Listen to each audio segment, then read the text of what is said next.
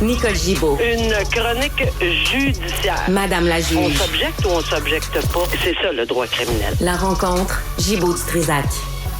Nicole, bonjour. Bonjour, Benoît. Bon, tu vas nous parler de notre préféré, une plainte criminelle déposée à l'endroit d'Adil Sharkawi. Oui, une plainte est déposée. Alors, c'est sûr que on a vu et on a entendu plusieurs politiciens faire appeler au calme, appeler à dénoncer s'il y a lieu, appeler aux gens à le faire s'ils pensaient ils avaient... Bon, il y a des gens qui l'ont fait. Je ne sais pas combien de personnes, il va peut-être en avoir plusieurs autres. Tout ça en lien avec un discours, on en a parlé cette semaine ensemble. Un discours qui a été tenu, là, je crois que c'est au mois d'octobre, là, fin octobre, sur la place publique, où il y a deux choses. Là. Il y a un discours, puis là, il y a une prière. Parce que là, on entend M. Sharkawi nous dire que non, moi, c'est pas moi, je priais Dieu. C'est Dieu à qui je demandais de faire ça, pas moi. Moi, je priais Dieu pour qu'il agisse. Bon, le code criminel est assez clair. Toutefois, je te dirais qu'il y a beaucoup de nuances, parce qu'il y a toujours des nuances dans le code criminel.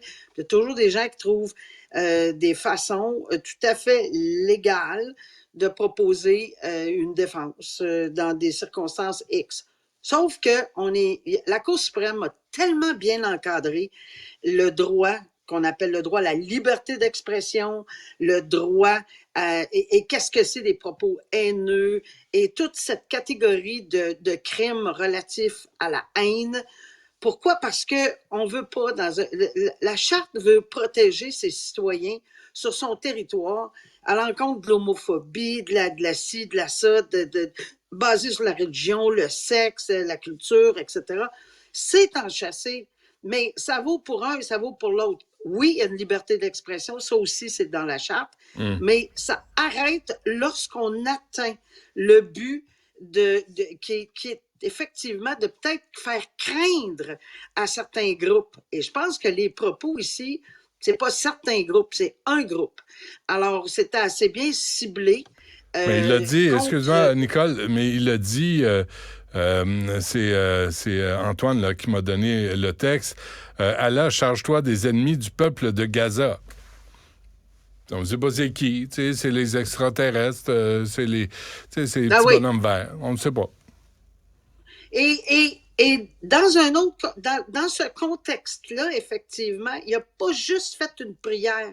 Il a fait un discours, qui est une chose. Il a fait une prière, dit-il, en demandant à Lot de faire ce qu'il avait à faire.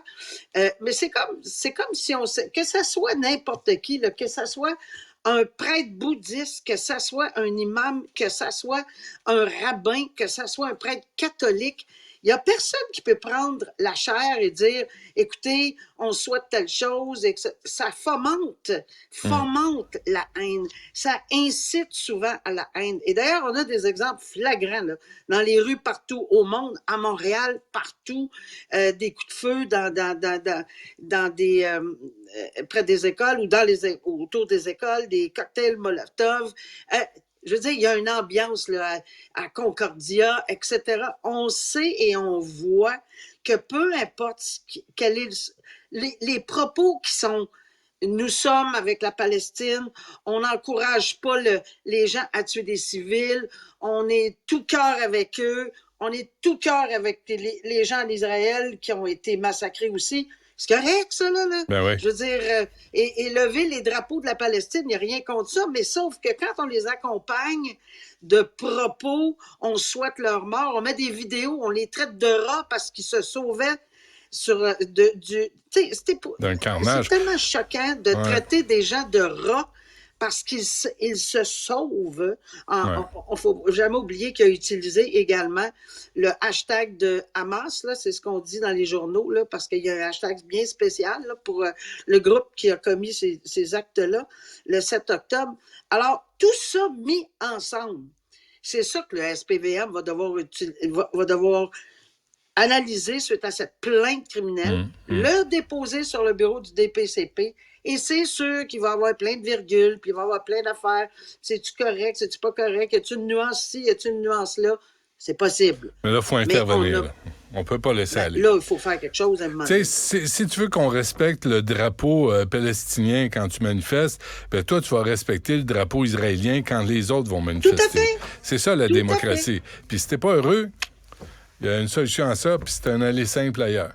Tu sais, parce qu'ici, au Québec, c'est le même qu'on vit. C'est vrai. Non, mais à un moment donné, ça suffit, là. On va pas C'est se vrai. laisser empiceter par des intégristes religieux puis des crinqués. Dis là, prenez vos pilules aux 4 heures, là. Mais le mot craquer, c'est ça. Et le fait, on l'utilise dans un terme vulgarisé, les propos haineux, inciter à la violence. Ben, craquer le monde, Ben c'est oui. un peu ça, là. Ça Alors, veut quand dire tu t'en ce vas que sur ça la veut place dire. publique, Ouais. à craquer le monde dans Ben des ouais. universités, que tu sois médecin, que tu regrettes après, que tu sois un Ouais. imam, c'est Ah pas ouais. de protection, que tu sois un prêtre, c'est pas de protection. Surtout contre les propos. à la suite d'un carnage de la part des terroristes du Hamas, à la suite des bombardements sur les civils aussi en Palestine, c'est pas le temps. Oui. Là. C'est le temps de se Non, calmer. c'est pas le temps parce que. Ouais. Mais il c'est- faut qu'il y ait des c'est- conséquences. Je m'excuse d'utiliser le terme, mais c'est tellement explosif, ces conversations-là. Ben oui, c'est ça. On comprend là, que. Mais on ne veut pas mettre de l'huile sur le feu. Puis c'est exactement ce genre de propos, à mon avis, haineux qui a été tenu le 28 octobre. Et emprisonnement, ça finit la semaine, ça. Un grand-père abuseur. On les aime, eux autres. Ben oui, mais comment te dirais-je, et ça n'arrêtera pas, là. On va continuer ouais. d'en parler à l'année prochaine, dans 2 ans, dans 10 ans, parce que malheureusement, ça existe. Mais il y a une chose que je trouve qu'il est important de dire, c'est plus vrai que les personnes les grands-pères, parce que c'est le cas ici qui aura abusé, mais abusé puis c'est assez. C'est malade, on comprend pas. Jouer à un jeu en se cachant une boule dans ses pantalons, dans ses parties intimes pour que l'enfant le trouve, évidemment. Tu sais, ça n'a pas de sens. Sauf que on comprend, heureusement, que oui, il y a des séquelles, mais qu'on n'est pas allé à d'autres choses là, dans les circonstances. 3 événements à jouer avec la boule dans les pantalons, qui est incompréhensible, mais tout ça pour dire qu'il a absolument imploré, d'abord il plaidait non coupable, non, c'est pas ça, j'ai jamais fait. Finalement, il a accepté sa responsabilité à la toute fin, mais évidemment pour obtenir une sentence dans la communauté, une sentence chez lui, une sentence dans son lit, une sentence que ce que je disais à la cause souvent, c'est qu'avec votre télévision, votre Netflix, votre câble, puis votre pizza, puis votre caisse de 24, pour moi, ça ne peut pas exister dans ce domaine parce que l'arrêt Friesen, encore une fois, de la Cour suprême est très clair, il faut sévir. Et là, on a donné 14 mois. C'est pas le nombre de mois, c'est le terme ferme. Non, vous ne bénéficierez pas, et il a été très clair, le juge. Non, vous n'irez pas purger votre sentence chez vous, c'est non. Ça serait vraiment discréditer l'administration, ça serait vraiment insultant dans les circonstances, vu qu'il s'agit d'un enfant de 8 ans, votre petite fille, et on ne joue pas à des jeux sexuels avec un enfant de 8 ans. Mais purger Alors, sa sentence comme ça, là, dans la communauté, comment tu as dit, dans le salon, devant la télé, avec une pizza et une caisse de 24, moi, ça s'appelle un vendredi soir. Tu sais, mais j'ai pas commis de crime. C'est ça que souvent, on plaidait. On disait effectivement que c'était le cas. Mais c'est sûr que là, j'ai fait un portrait global. Ben oui, il y a quand même des restrictions énormes, là, parce qu'ils vont manger en prison également, mais sauf qu'ils n'auront peut-être pas une petite caisse. Puis peut-être qu'il va y avoir une interdiction de boire aussi à la maison. Fait qu'on enlève le vendredi soir en enlevant la caisse de bière. Parfait. On peut pallier à ceci. Ouais. Mais on n'enlève pas son lit.